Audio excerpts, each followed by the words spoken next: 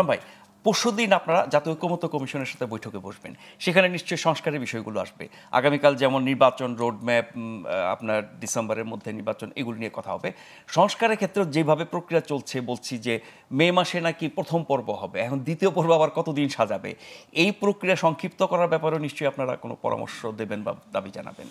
না, আমাদের তো কথাটা পরিষ্কার, যেটা এতক্ষণ যে কথাটা বললাম, যে আমরা বিগিনিংয়ে বলছি যে এই সরকারের মূল তার এজেন্ডাটাই হলো যে নির্বাচন এবং একটা গ্রহণযোগ্য নির্বাচন। কিন্তু সরকার কি সেটা ভাবছে? না, সরকারকে ভাবতে হবে। আজকে মনে করেন যে সরকার, আমি যদি আর প্রশ্ন করি যে এই সরকার তোমার এই গ্যাসের দাম বাড়ানোর অধিকারটা কে দিছে? কে দিছে? যেহেতু তাদেরকে আমরা দায়িত্ব দিয়েছি। নো, এটা পিপলস কোনো ম্যান্ডেট নাই যে তোমার এইভাবে করার। আমি তো বললামই যে আজকে শোনেন, সবার জন্যই কিন্তু বিচারটা আছে। শেখ হাসিনাও কনস্টিটিউশনকে মানেই নাই, যখন সে প্রাইম মিনিস্টার, যে সংবিধানই মানে নাই সে। তো এখন তো বুঝতেছে মজাটা, এখন তো মজাটা বুঝতেছে। সো আইনের বাইরে কিন্তু কেউ না, এই সরকারকেও একদিন জবাবদিহিতার আওতায় আসতে হবে। এর মানে এই না যে সে যেটা ইচ্ছা সেটাই করে গেল আর সেটার কোনো নাই। নো, এটাকেও, এর জন্যই বললাম যে তারও একটা সীমাবদ্ধতা আছে। সেই সীমাবদ্ধতাটুকুর মধ্যেই তার থাকা উচিত, এর বাইরে তার যাওয়া উচিত না। যেটুকু তার করার রাইট নাই, এর বাইরে তার যাওয়া উচিত না। কাজে বুঝতেই হবে এটা, যে আপনি যেভাবে আপনি ব্যাখ্যা করেন না, যেহেতু তার কর্তৃত্ব, দায়িত্ব, ক্ষমতা নির্দিষ্ট করা নেই, সে কারণে না থাক, কিন্তু আমরা বলছি যে এই সরকারকে আমরা আনছি, so you have to consult with us. তার মানে সবার সম্মতিতে যেটুকু করা যাবে সেটাই করব। অবশ্যই সে সকলে, আজকে আমরা যারা এই ফ্যাসিবাদকে বিদায় করছি, ইনক্লুডিং ছাত্র, তাদেরকে মাইনাস করে বলতেছি না, আমাদের সাথে আলোচনা করে এই সরকারকে প্রতিটা স্টেপ নিতে হবে। এবং এর বাইরে যদি এককভাবে কোনো স্টেপ নেয়, তাহলে সেটাই প্রশ্নবোধক। সংস্কার ছাড়া আর কোনো বিষয়ে কি আলোচনার মাধ্যমে সিদ্ধান্ত নেওয়া হচ্ছে? না, সব ব্যাপারে আমরা তো বলতেছি যে এর আগেও বারবার বলে আসছি যে এখনও সেটাই বলবো, যে সরকার এমন কোনো সিদ্ধান্ত নেবে না যেটা তার নিজস্ব এজেন্ডা হবে। তার এজেন্ডা যেটাই সে করতে চাক, আমরা যা তাকে বসাইছি।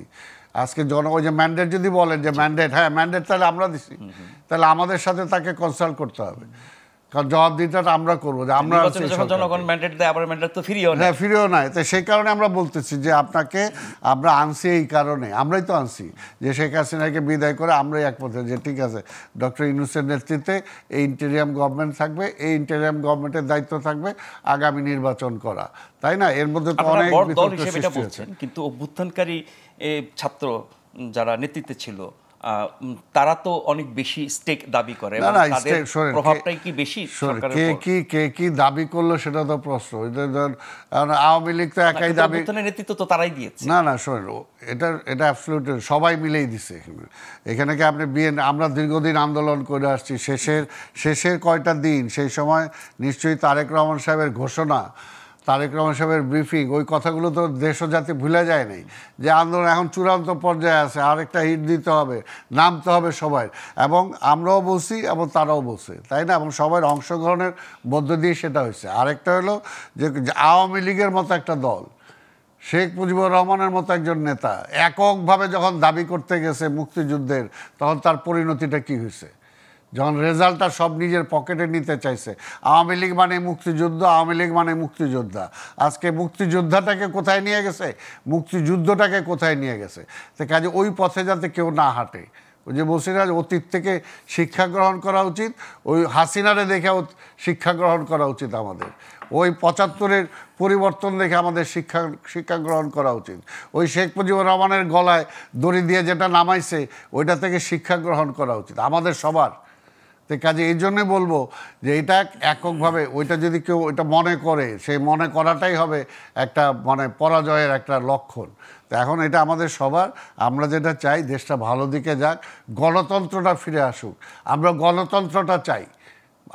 আমার মালিকানা, দেশের মালিকানা, আগে দেশের মালিকানা বিক্রি হয়ে গেছিল, ওই সীমান্তের ওপার থেকে ঠিক করে দিত এই দেশটা কে চালাবে, এই দেশের প্রধানমন্ত্রীটা কে হবে।